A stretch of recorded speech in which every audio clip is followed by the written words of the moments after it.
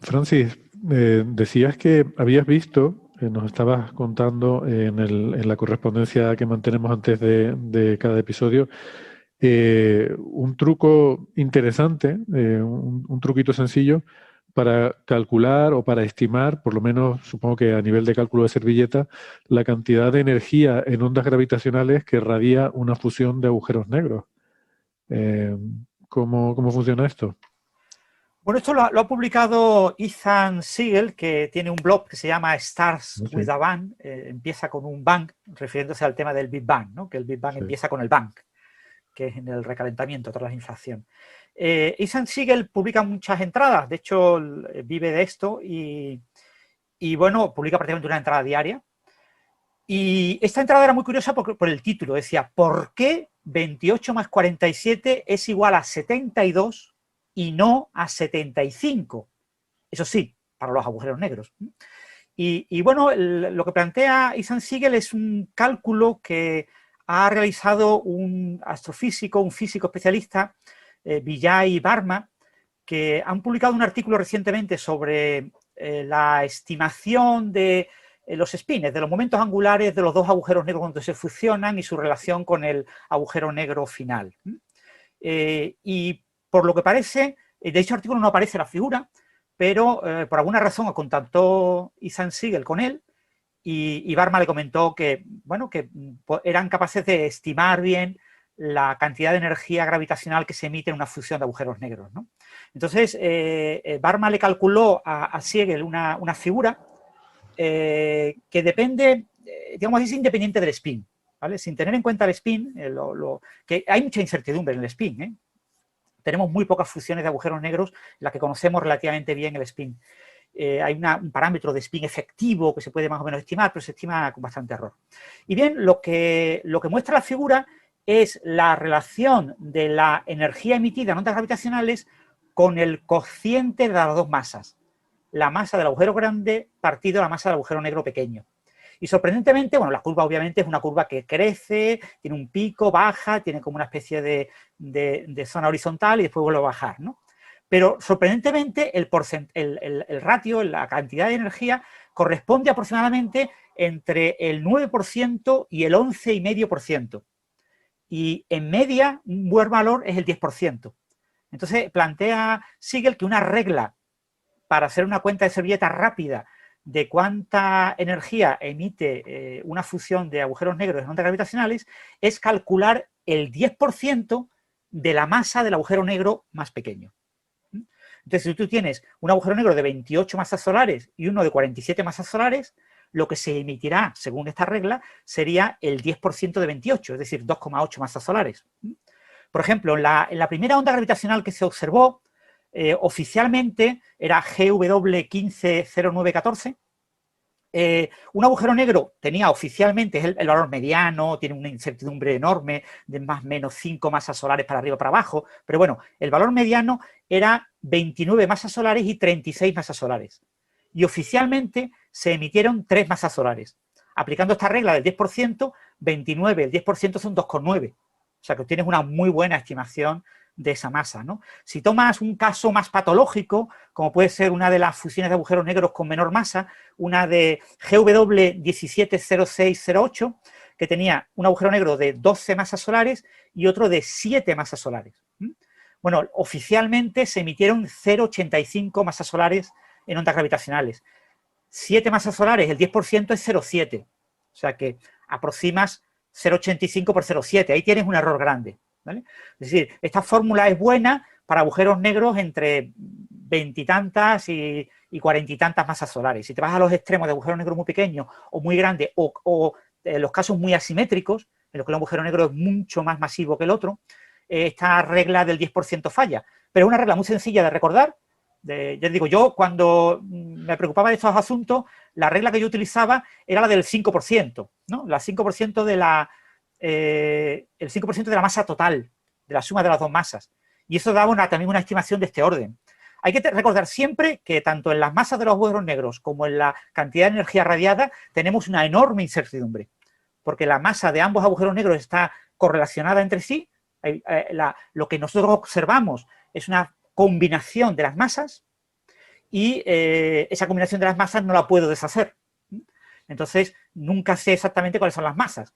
Entonces, lo que pasa es que yo tengo otros parámetros que me dan un cierto pico, una cierta distribución estadística de la probabilidad en esa curva, y entonces puedo decir que tengo un valor más o menos probable, ¿no? Pero siempre tenemos incertidumbres de varias masas solares en la masa de cada una de las componentes. Quizá, si puedo hacer un comentario, yo no sabía este resultado y vi al pasar que lo había posteado Francis, creo, lo de Siegel, pero no sabía este resultado. Y de hecho no veo una forma intuitiva rápida de ver por qué. O sea, eso debe ser una cuestión medio sofisticada de ver por qué. Ahora quería agregar una nota histórica nada más, que en aquel paper de Hawking, pero antes de la radiación de Hawking, estamos hablando de 1970, 3, 4 años antes de la radiación de Hawking, aquel en el cual como resultado precursor se mostraba que el área de los agujeros negros siempre crece, no así la masa, por supuesto, porque parte de la masa se va en esta energía.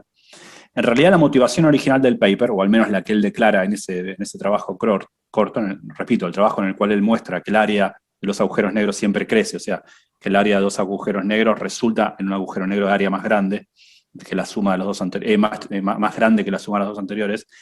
Y justamente lo que él quería mostrar era una cota para cuánta masa se podía perder, cuánta energía se podía perder. O sea, el área siempre crecía, fue su resultado, pero su pregunta original era ¿cuánto volumen puedo perder? ¿Cuánta masa puedo perder en ese choque? Esto, bueno, da una respuesta mucho más cuantitativa y encima en forma de, lo que es lindo de esto es en forma de regla mnemotécnica. Así como la gente uno sabe cómo era la regla mnemotécnica para Sor-Cartó, senos igual opuestos sobre adyacente. Bueno, ahora tenemos una nueva regla mnemotécnica igualmente útil. Uno sale de su casa, se toma el ascensor, se encuentra con un vecino y le pregunta, ¿cuánto era la energía perdida en GW 170608? Te lo digo rápido, ahora usando la regla de Francis. Ojalá vivir en un mundo como ese, Gastón. De todas maneras, yo quería apuntar que la diferencia de 0.85 a 0.7 en astrofísica básicamente el mismo número. Bueno, pero en ingeniería, por ejemplo, tenemos la regla del 5%, ¿no? Se acepta en ingeniería cualquier error menor del 5%. Entre 0,85 y 0,7 el error es mayor del 5%, es del orden del 20%. O sea, es un error que no sería aceptado por un ingeniero. No, ¿tanto? Bueno, 15 entre 0,85. Sí. ¿Vale? Vale. 20, 100, 15, 0,85 del orden del 20%. Órdenes de magnitud, ahí... Yo te entiendo, Ángel. Yo desde que empecé a leer artículos de biología, 0,7 y 0,85 me parecen más o menos el mismo número. Es lo mismo, ¿no? Por eso y por cierto, un punto importante que hay que recordar. En los últimos artículos de LIGO Virgo ya no se pone la cantidad de energía que se emite en ondas gravitacionales, ni en el Astra, ni en la introducción, ni en los resultados. Se pone en una tabla que está ahí, que la tienes que buscar, y tienes que buscar en la tabla, ver dónde lo encuentras, el número, porque si no, no te aparece. Ya, algo que era muy importante en las primeras fusiones de ondas gravitacionales, había que exclamar 3 masas solares en ondas gravitacionales, eso es más de lo que emiten todas las estrellas del universo, como 1000 veces más, en las 2 décimas de segundo que ha medido la onda gravitacional. Pues eso ya no se cuenta y ya pasa a ser un valor que aparece en la tabla y que como no lo busquen no te lo dice nadie, no te lo cuentan. Bueno, es normal, ¿no? O sea, el interés de las cosas cambia con el tiempo, no es igual al principio que cuando ya es la 10ª detección. Sí.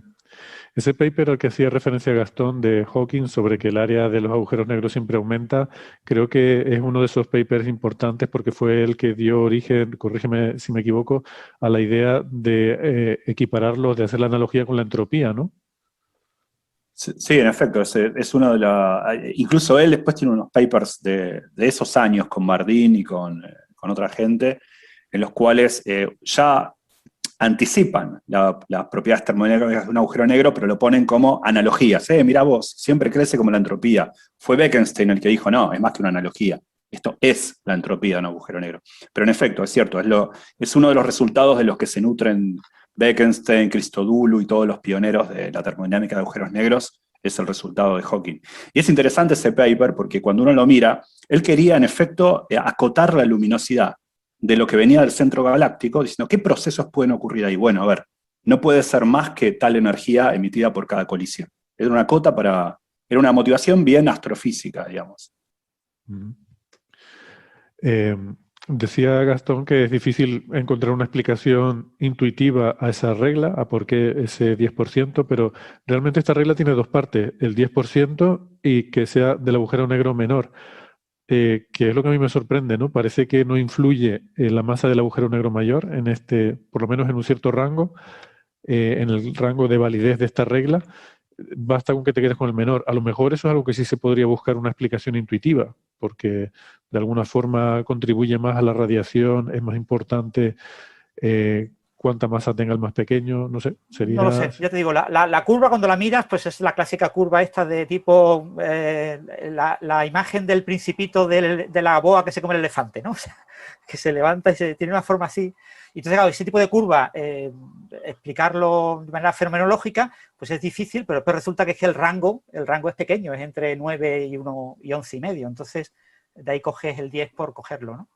Yo creo que quizá lo que sí se podría aventurar, no tengo ni idea de por qué sale ese resultado, pero siendo, como observa Héctor, que está dominado por la masa del pequeño, uno, bueno, infiere de ahí que en realidad la dinámica del pequeño es la importante, entonces mejor será la regla cuanto menor sea la masa del pequeño, porque es ese en el límite en el cual la dinámica está mejor gobernada por la dinámica del pequeño. En el otro límite, el otro empieza a moverse un poquito. Sí. Yo sugeriría que la aproximación es aún mejor cuando la masa del pequeño es pequeña. Pues, pero no, todo lo contrario, el ejemplo que os he puesto el ejemplo del 2 y 7 de GW 170608, claro, para indicaros que en el caso de 7 masas solares falla bastante, falla como un 20% la regla.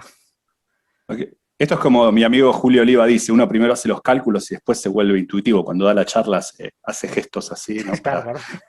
Pero hay que hacer el cálculo primero. Sí. Bueno, al final sí va... Pero espera, si es que perdón un momentito solo para apuntar aquí, que es solamente dos casos a los que hace referencia Francis, ¿no? Habría que ver la estadística. Bueno, sí, hay que mirarlo más. En principio la curva, cuando miras la curva, claro, yo la tengo delante, pero claro, vosotros no la tenéis delante. Cuando uno ve la curva, se da cuenta de que, bueno, es bastante asimétrica y depende de la región que tomes, ¿no? Tomar el valor 10 es un valor fácil de calcular. O sea, el 10% ha sido elegido porque es fácil de calcular. Porque si le dices a alguien que tiene que calcular entre el 9,5 y el 11,5, pues probablemente te diga, a ver, que tengo que calcular el 11,3. Pues si el ratio de masa es cercano a 10, tienes que calcular el 9,5. ¿Y cómo calculo el 9,5%? Pues si te dicen calcular el 10% es trivial, es poner una coma. Sí. Perdón, Alberto. No, nada, solo iba a decir que si realmente cuando más válida es esta aproximación es cuando las masas son parecidas, te da igual coger la masa del grande que del pequeño porque son parecidas. Cuando las masas son parecidas, el valor se acerca más a 11,5. Vale. Y si no, puedes tener errores a lo mejor de 2, 3, 4. Sí, claro, que estamos en ese rango entre 9,5 y 11,5. Es un rango pequeño. ¿Vale? Sí. Yo he visto la fórmula y efectivamente digamos que la variación entre que las masas sean iguales y que uno sea 5 veces más masa, pues la variación de esa curva no es 5 veces. Entonces, no es 5 veces. Es poquito, varía poco. Es decir, el porcentaje varía poco.